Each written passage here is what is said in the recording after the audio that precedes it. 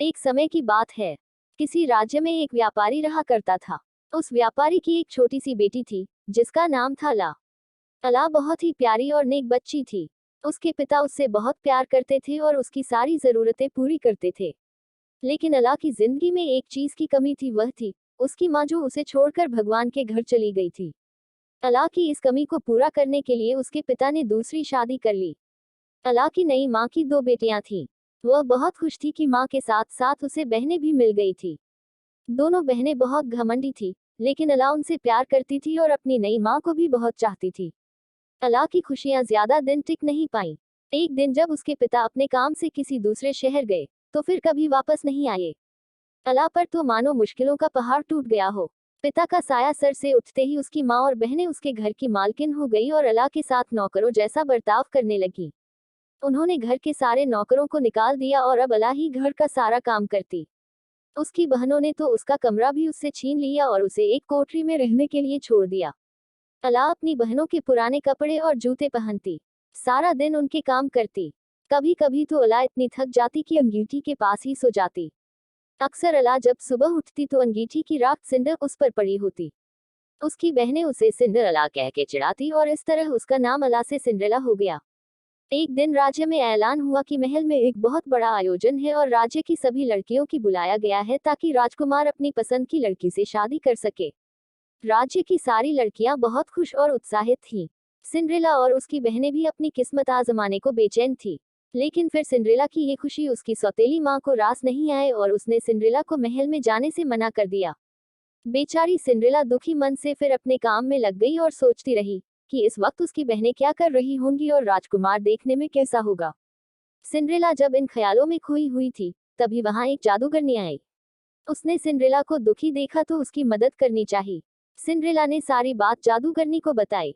जादूगरनी ने सिंड्रेला से कहा, ओह प्यारी सिंड्रेला, मैं तुम्हारी मदद कर सकती हूँ। यह कहकर जादूगरनी ने अपनी छड़ी घुमाई और वहां पड़े एक बड़े से कद्दू को एक बग्घी में बदल दिया। वहीं चार चूहे उछल कूद मचा रहे थे। जादूगरनी की नजर उन पर पड़ी तो उसने चूहों को घोड़ा बना दिया। अब जरूरत थी एक कोचवान की। जादूगरनी ने चारों तरफ नजर घुमाई तो उसे एक मेढक दिखा और उसे कोचवान में बदल दिया।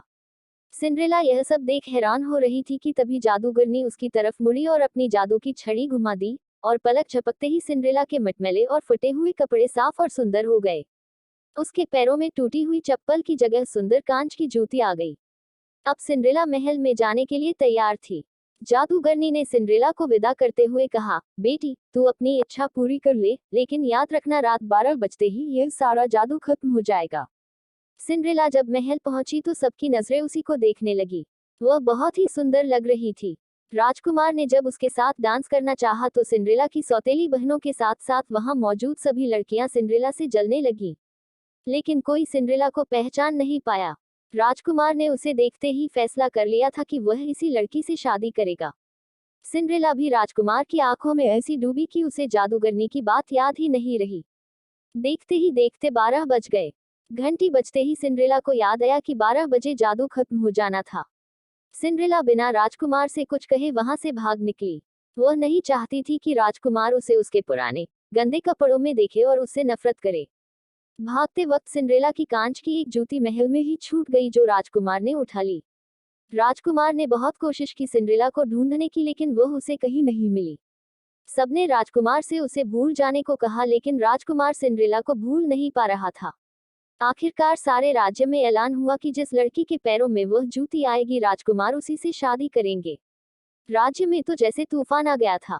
हर लड़की राजकुमार से शादी करना चाहती थी।